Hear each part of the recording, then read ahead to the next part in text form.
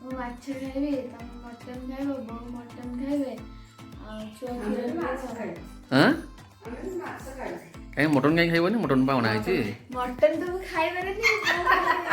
ପଖାଳ କିଏ ଖାଇବ? ପଖାଳ ଦିବସରେ ମଟନ ସାଙ୍ଗରେ ପଖାଳ ଖାଇବ, ମଟନ କଷା ପଖାଳ ଖାଇବ ଆଉ।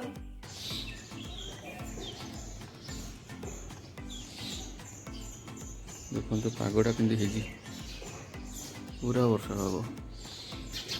କେତେ ବାଟ ଗଲା ମଟନଟା? ଚାଲିଛି ପିଆଜ ଏ ପ୍ରଭୁ, ଏବେ ପିଆଜଟା ହଉଛି ଏବେ। ଆଁ? ପିଆଜ ଭାଜିଗଲା ପରେ ମସଲାଟା ପଡ଼ିବ।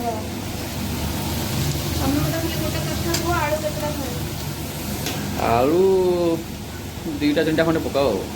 ମଟନଟା ପଡ଼ିନି ହେଲା। ବାସ୍ନାଟା ତ ବଢ଼ିଆ ଆସୁଛି। ଜାଣିଲି ବୋଲି ମୋର ମଟନ ନହେଲେ ସର୍ଟ ହେଇଯିବ। ସ୍ତ୍ରୀ ପାଇଁ ଏତିକି କରିପାରିବ, ଗୋଟେ କଲେଜ ସାକ୍ରିଫାଇସ୍ କରିପାରିବନି। ଗୋଟେ ମଟନ ପିସ୍, ମଟନ ମସଲା ସ୍ମେଲଟା ବଢ଼ିଆ ଆସୁଛି। ଭଲ କୁଆଡ଼େ ବୋଉ ଖାଆନ୍ତି। ବୋଉ ତ ତାଙ୍କ ନାତୁଣୀକୁ ତ ସିଧିଲି ଶୁଏଇବାର ଲାଗିଛନ୍ତି ଆଉ। ମାମା ସେ ତ ଦାଦିକୁ ଦେଖିବ, ତ ଦାଦିକୁ ଦେଖିବ। ପଖାଳ ଦିବସରେ ମଟନ ହବ। ଆଜି ହେଲା ପଖାଳ ଦିବସ, କିନ୍ତୁ ପଖାଳ ଦିବସରେ ମଟନଟା ହବ। ମଟନଟା କିଏ ଖାଇବ? ମଟନଟା ମୁଁ ଖାଇବି ଏଇଟା। ମଟନଟା କେମିତି ହେଇଛି କୁହ? ବହୁତ ଟେଷ୍ଟି ହେଇଛି। କଷାଟା ବା, ଏଇଟା କଷାଟା ଖାଉଛୁ ଏଇଟା। ପଖାଳ ଦିବସରେ ମଟନ କଷା ଆଉ ବଢ଼ିଆ ହେଇଛି। ଆଳୁଟା ଖାଉନି ତ। ଆଳୁଟା ବହୁତ ଗରମ ହେଇଛି।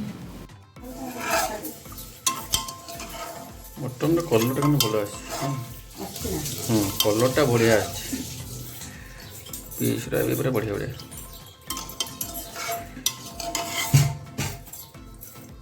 ପିସ୍ରେ ଆଳୁ। ଆଜି ସାର୍ କ'ଣ ଚାଲିଛି? ପଖାଳ ଦିବସ ଉପଲକ୍ଷେ କ'ଣ ଆଜି ଟିକେ ପଖାଳ ଦିବସ ଉପଲକ୍ଷେ ଆଗେ ଏଇଠୁ ଆରମ୍ଭ କରିବା।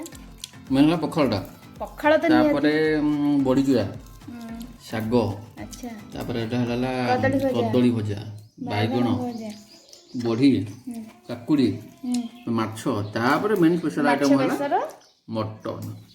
ଏଇଟା କ'ଣ ବୋଉ କ'ଣ ଦଉଛନ୍ତି? ଏଇଟା ବାଡ଼ି ପିଆଜ, ଛୋଟ ପିଆଜ। ହଉ ହଉ, ମଟନଟା ସିଝି ସାରିଲାଣି, ଆମେ ଦେଖିବା ନା। ଦେଖନ୍ତୁ ମଟନଟା କେମିତି ସିଝିଛି, ପୁରା ବୋବାଲିଆ ସିଝିଛି ଆଉ ନା। କେମିତି ଲାଗୁଛି?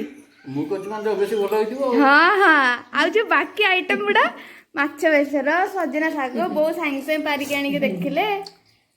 କ'ଣ ମୁଁ କହୁଛି ଭଲ ହେଇଛି।